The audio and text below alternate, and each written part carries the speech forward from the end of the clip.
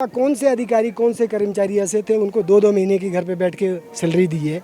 हमने 24 घंटे काम किया। आप चाहते हैं तो कंप्यूटर उठा के देख सकते हैं। कोविड काल के बाद उनका आमदनी बिल्कुल जीरो है, लेकिन जनता का वो रुझान नहीं है। वादा वो करना चाहिए जो हो सकता है। आज अगर मुझे मौका मिलता तो मैं यही कहूँगा कि मैं स्टेबिलिटी लाऊंगा।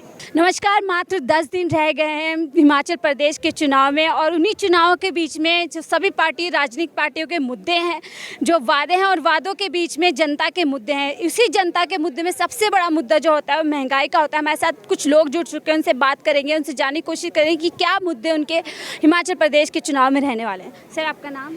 मेरा नाम जोगिंदर सोनी। आप लोकल हैं यहाँ के? हाँ, वैसे लोग 34 साल से यहीं रहता हूँ। वैसे रहने वाला रामपुर बुशहर से हूँ। क्या माहौल है अभी यहाँ पर? माहौल अब तो गर्म गर्म हो चुका है। 10 दिन बाकी है। जो कुछ भी है, जितने भी वोटर्स हैं उन्होंने डिसाइड कर दिया कहाँ जाना है, क्या करना है। राज बदल रहे, रिवाज बदल रहे? इस बार तो राज बदलने के चांस ज़्यादा दिख रहे हैं। किन मुद्दों को लेकर आपको लग रहा है कि राज बदलने वाला है? ऐसा काम क्या नहीं हुआ है जिसकी वजह से राज बदलने वाला है? वही हर बार यही होते हैं। सबसे पहला महंगाई है, बेरोज़गारी है, डेवलपमेंट का मुद्दा है, और तीसरा कोविड काल में जो भी परिस्थितियाँ रही है उससे निपटने में सरकार पूरी तरह से सक्षम नहीं रही है। बिकॉज मैं खुद गवर्नमेंट का पार्ट रहा हूँ। I am an retired officer. उस बीच में हमने कितना झेला, हमें मालूम है कि सरकार का नज़रिया क्या था और सरकार किस नज़रिए से काम कर रही थी। मेन मुद्दे ये है, बाकी पर्सनल मुद्दे बहुत से हो सकते हैं लोगों के। हमने कोरोना काल की बात की। अगर हम कोरोना काल की बात करें, सबसे ज़्यादा बोल रहे हैं जो सेंट्रल गवर्नमेंट है वो दावा कर रही है कि सबसे ज़्यादा अच्छा काम जो हुआ है वो हिमाचल प्रदेश की जनता के लिए हुआ था। I agreed for that I work 24 hours round the clock हमने काम किया है। और इस सरकार ने रीएम्प्लॉयमेंट या एक्सटेंशन उन लोगों को दी है जो घर पे बैठ के भाषण झाड़ रहे थे। हमने 24 घंटे काम किया। आप चाहते हैं तो कंप्यूटर उठा के देख सकते हैं। I work 24 hour for 1.5 months। तभी यहाँ पर राशन आई है लोगों की। I was belong to the food and supply departments. कोई गाड़ियाँ नहीं चलती थी, हमारी चलती थी। और हम लोगों ने 20-25 आदमी ने इतना काम किया। उसमें IAS ऑफिसर मेरी बॉस थी, उन्होंने बहुत काम किया। सेक्रेटरीज थे चीफ मिनिस्टर से। इसके अलावा बाकी मंत्री अंडरग्राउंड हो गए थे, सरकार पूरी अंडरग्राउंड थी। और जब यहाँ स्थिति सुधरी, बाकी स्टेटों में 10% राशन नहीं पहुँचा था, हिमाचल प्रदेश में उस वक्त सरकारी एम्प्लॉई ने रिस्क लेकर कोरोना की परवाह किए बगैर 2 महीने का राशन पहुँचाया था। इसके लिए खाली स्टेट गवर्नमेंट का एफर्ट्स नहीं था, ये अधिकारियों और कर्मचारियों का एफर्ट्स था। पर हमने कोई छुट्टी, किसी संडे को छुट्टी नहीं की, रात के 11 बजे 12 बजे भी छुट्टी नहीं की है। तो मैं ये पूछना चाहता हूँ सरकार से। सरकार ने, हालांकि मुख्यमंत्री महोदय ऑलवेज कार्ड पे थे, उनके सेक्रेटरी फूड ऑलवेज कार्ड पे थे, सेक्रेटरी हेल्थ कार्ड पे थे, सेक्रेटरी 1-2 सेक्रेटरीज और कार्ड पे थे, या DCs होंगे, SDMs होंगे। बाकी इसके अलावा कौन से अधिकारी कौन से कर्मचारी ऐसे थे उनको 2-2 महीने की घर पे बैठ के सैलरी दी है सरकार ने। जिन लोगों ने काम किया उन्हें क्या इनाम दिया है। और यहाँ तक कि हम लोग को कोरोना वॉरियर की लाइन में भी नहीं रखा। वॉरियर तो छोड़ो, फ्रंटलाइन वर्कर्स में भी हमको नहीं रखा था।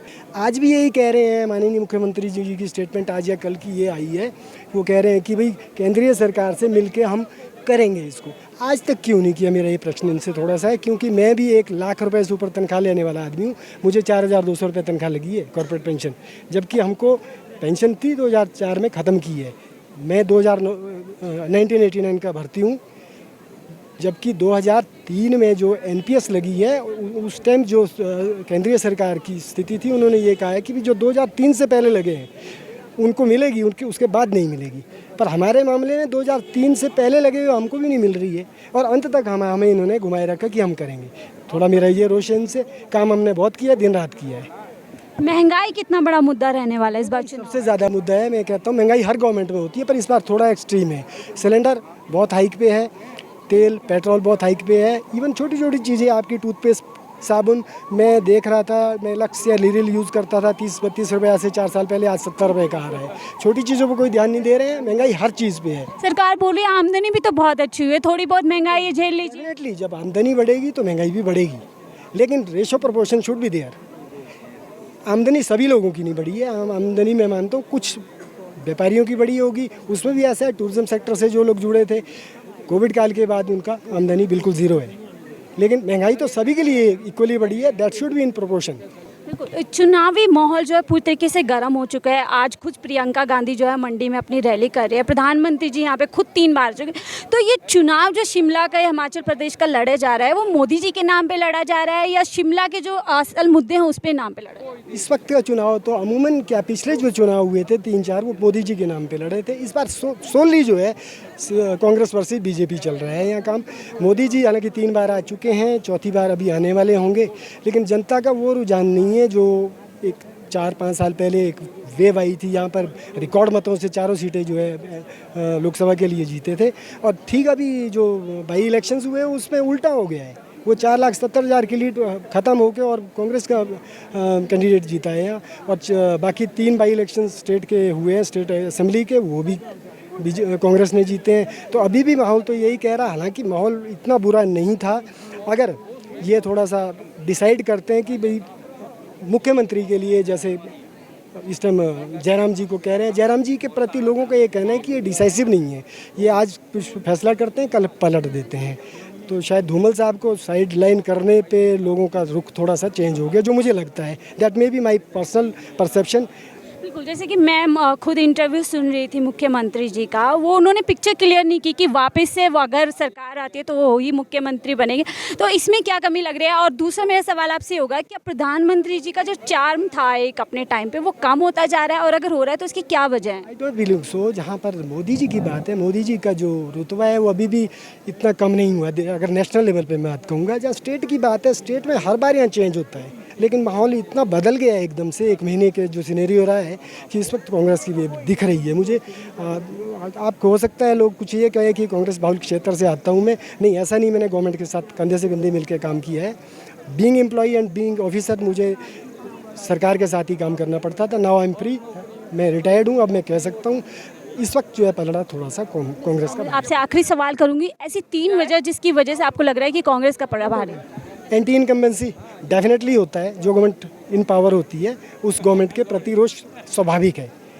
दूसरी बात, जो लोक लुभावने लालच दिए जाते हैं रोजगार के विशेषकर और महंगाई के, वो आज तक कोई भी गवर्नमेंट, मुझे नहीं लगता है कि महंगाई एक बार ऊपर जाने से नीचे आती होगी। तो ऐसे वादे कभी नहीं करने चाहिए किसी भी पार्टी को। वो शायद कांग्रेस ने भी किए होंगे विगत में। वादा वो करना चाहिए जो हो सकता है। आज अगर मुझे मौका मिलता तो मैं यही कहूँगा कि मैं स्टेबिलिटी लाऊंगा, महंगाई को कम नहीं कर सकता हूँ, स्टेबिलिटी लाऊंगा। अगर अभी 10% की रफ्तार से बढ़ रही है तो 5% लाने पे कोशिश करूँगा। डेफिनेटली है, क्रियाशील देश है, क्रियाशील वर्ल्ड है, इसमें महंगाई तो ऊपर को ही जाएगी। बहुत बहुत धन्यवाद हमसे बात करने के लिए। ये सर थे जिन्होंने बड़े खुले अंदाज में, हालांकि ये गवर्नमेंट सर्वेंट रहे हैं लेकिन अब खुले अंदाज में क्यों रिटायर हो चुके हैं, बहुत खुल के हमसे बात की है कि क्या मुद्दे इस बार जो है हिमाचल प्रदेश में रहने वाले हैं और क्या उनका नज़रिया है और कौन सी सरकार इस बार एक बार फिर सत्ता में आने वाली है।